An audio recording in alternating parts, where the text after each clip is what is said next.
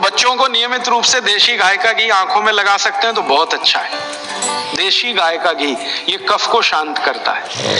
लेकिन आप देशी गाय के घी को उपलब्ध नहीं कर पाते किसी कारण से, तो फिर भागवत जी कह रहे हैं कि कफ को शमन करने वाली एक और चीज है, वो है काजल। काजल माने कार्बन। कार्बन कफ को शांत करने में सबसे बड़ी भूमिका निभाता है। तो बच्चों को नियमित रूप से आंखों में काजल होना ही चाहिए। भागवत जी ने बहुत सुंदर शब्द इस्तेमाल किया है, सौवीर अंजन, उसको कहें काजल, सौवीर अंजन, बहुत सुंदर शब्द है। और भागवत जी इतने दयालु और कृपालु हैं कि उसकी पूरी विधि भी लिख के गए कि बच्चों के लिए जो सौवीर अंजन बनाना है वो कैसे बनेगा। उसमें इस्तेमाल होता है गाय का दूध और दारू हल्दी। दारू हल्दी देखा, जारू हल्दी, एक हल्दी और एक दारू हल्दी।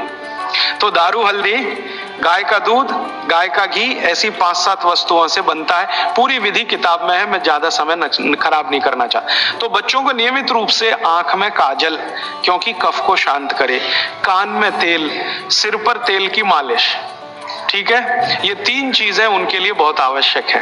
फिर आगे चलें तो खान पान उनका, कफ के प्रभाव में जो भी बच्चे हैं उनके खान पान में भागवत जी कहते हैं दूध सबसे आवश्यक।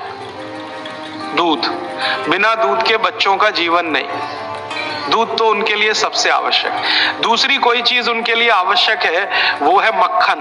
मक्खन, लोनी कहते हैं, मक्खन कहते हैं, लोनी। और फिर तीसरी चीज है घी, उसके बाद तेल, और उसके बाद जो भी आप साधारण चीजें खा रहे हो।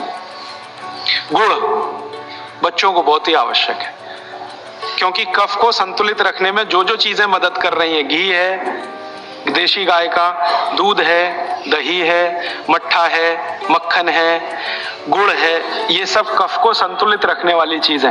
तो ये बच्चों के भोजन में नियमित